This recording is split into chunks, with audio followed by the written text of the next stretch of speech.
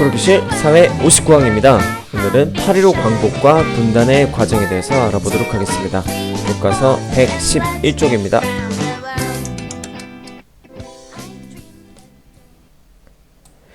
네, 이제 큰 3단원, 마지막 단원이네요.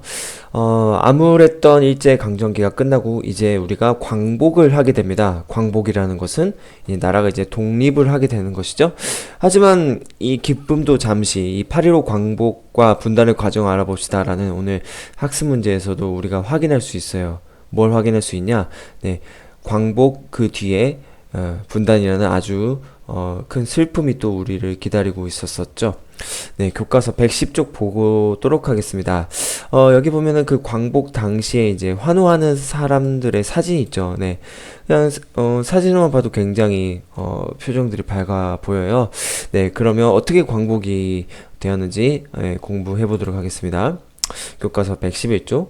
제2차 세계대전 중, 제2차 세계대전이란 건 뭐냐면, 교과서에 나와 있죠. 1939년부터 1945년까지 독일, 이탈리아, 일본을 중심으로 한 나라들과 미국, 영국, 중국, 프랑스, 소련 등의 연합국 사이에 벌어진 세계적인 규모의 전쟁이라고 나와 있는데, 쉽게 얘기해서 독일하고 이탈리아, 일본은 전쟁을 일으킨 전쟁 주범 국가들이에요. 그래서 이 나라들이 주위에 있는 여러 나라들을 침략하고 전쟁을 일으키고 사람을 죽이다 보니까 이런 영국이나 중국, 프랑스, 소련, 미국 이런 나라들이 연합해서 이 나라들을 이렇게 물리쳤던 그런 전쟁을 이야기하는 거죠. 그래서 전쟁의 규모가 크다 보니까 우리가 이제 세계대전이라고 하고 이 규모로 순서로 인해서 제2차 세계대전이라고 이름이 붙습니다. 자, 이때 이제 연합국은 우리의 민족과 독립의지의 노력을 인정하여 전쟁이 끝나면 독립을 돕기로 약속하였다라고 이렇게 교과서에 나와 있는데요. 근데 사실 이거는 뭐 독립을 돕기로 약속한 거는 맞지만은 나중에 나와요. 미국은 또 소련은 그 나름대로 이렇게 우리나라를 둘로 나눠서 이렇게 자기네들 식으로 이렇게 이익이 되게끔 이렇게 다스리는 신탁 통치라는 것을 또 하게 되는 거죠. 이게 뭐 마냥 이렇게 우리 독립을 돕기로 약속하였다라고 보기는 조금 어려운 부분이 있습니다. 네, 1945년 8월 초에 미국은 일본 땅에 2발의 원자폭탄을 떨어뜨렸다. 왜 원자폭탄을 떨어뜨렸냐면요. 이 세 나라 독일하고 이탈리아, 일본 이 전쟁 주범 국가라고 했잖아요. 네, 이탈리아 먼저 항복을 합니다. 독일도 항복을 해요. 남은 거는 일본인데 일본이 끝까지 저항을 해야 우리는 항복하지 않겠다. 그래서 미국이 이제 더 이상 일본은 뭐 항복할 뜻도 없으니까 본때를 보여줘야겠다라고 해서 이렇게 2발의 원자폭탄, 히로시마의 한 방, 그 다음에 나가사키 한 방, 이렇게 해서, 원자폭탄을 터트리게 됩니다. 그래서 수많은 사람들이 이렇게 죽게 되고, 이에 이제 일본도 놀라게 되죠. 그래서 더 이상, 전쟁을 우리가, 이어갈 수 없다. 우리는 이제 전쟁에서 졌다라고 해서 무조건 이렇게 항복하게 됩니다. 그래서 일본이 항복하게 되자 우리나라는 광복을 맞이하게 됐죠. 그때가 1945년 8월 15일 광복이 되겠습니다. 자, 그래서 우리 광복은 어떻게 찾게 되었다고 정리하면 되겠죠? 사실 우리의 힘으로 이렇게 온전히 찾은 것은 아니에요. 이 연합국의 승리로 인해서 우리가 어떻게 보면은 광복을 하게 됐는데, 그런다고 해서 우리가 이렇게 광복을 하게 됐는데 있어서 전혀 이렇게 아무것도 안 하고 그냥 누워있다가 광복을 맞이했다 이런 건 아니죠. 우리가 일제시대 때에서부터 봤듯이 우리는 항상 의병 활동이라든지 독립군이라든지 이런 항일운동을 계속 했었고요. 이것들이 이어졌으나 사실 우리가 또 일본을 어떻게 보면 침공할 작전도 대한민국 임시정부에서는 세우고 있었지만 이게 이제 시기적으로 좀 맞아 떨어지지 않아서 연합국의 승리로 우리가 광복을 되찾게 되는 그런 형태가 돼버릴 수밖에 없었죠.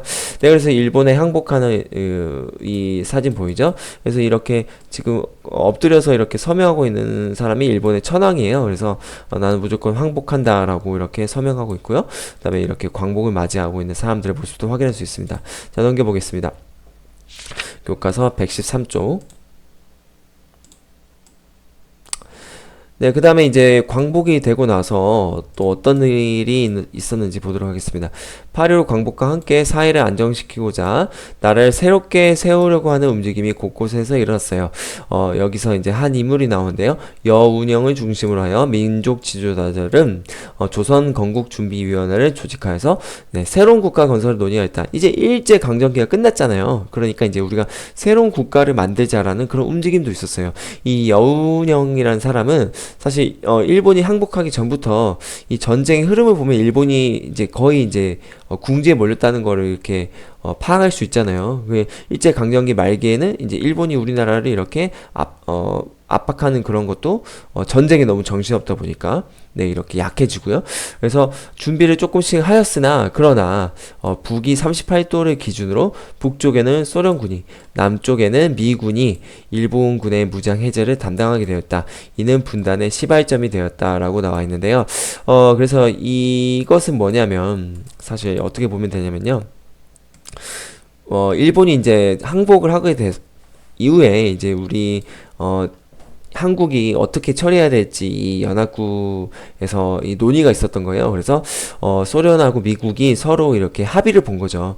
이 북쪽은 이제 우리 소련이 이렇게 당분간은 이렇게 지도하기로 하고 그 다음에 남쪽은 이제 미군이 이렇게 지도하기로 한다. 왜냐? 그 이유는 뭐냐? 그렇죠. 우리나라는 아직 서로 스스로 독립하거나 다스릴 힘이 없기 때문에 우리가 당분간은 다스려 주겠다라고 이렇게 보는 거예요. 어떻게 보면 약간의 또 식민지를 벗어났으나 또 어떻게 보면 또 식민지에서 벗어난 것 같지도 않은 네, 되게 애매모호한 그런 또 상태가 되는 거예요.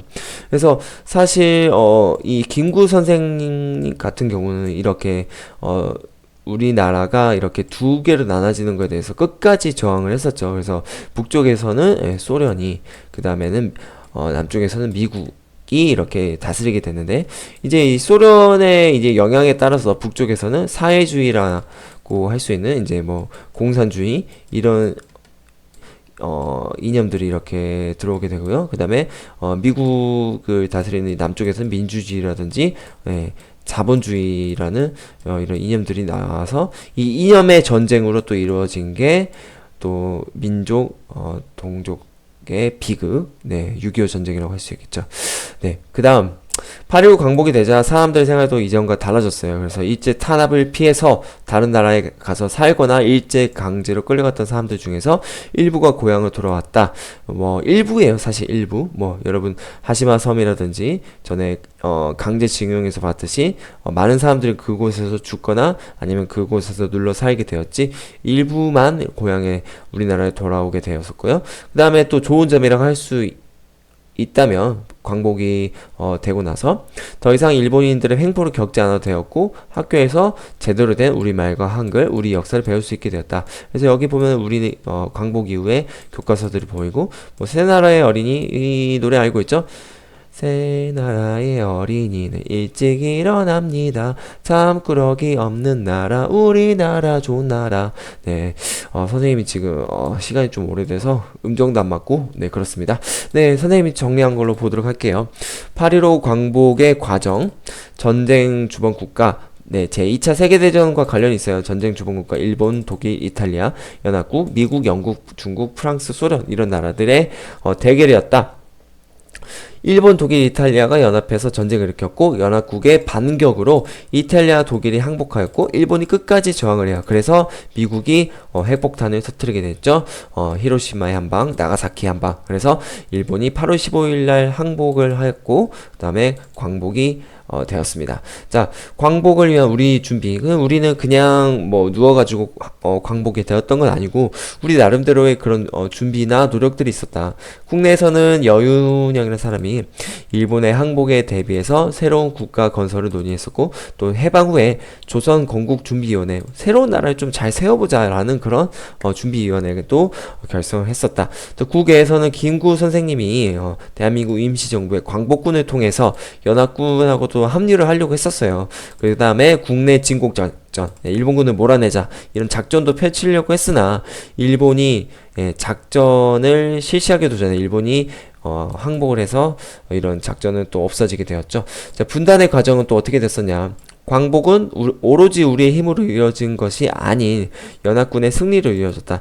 사실 일본이 이렇게 항복하고 나서 김구 선생이 굉장히 안타까워했어요.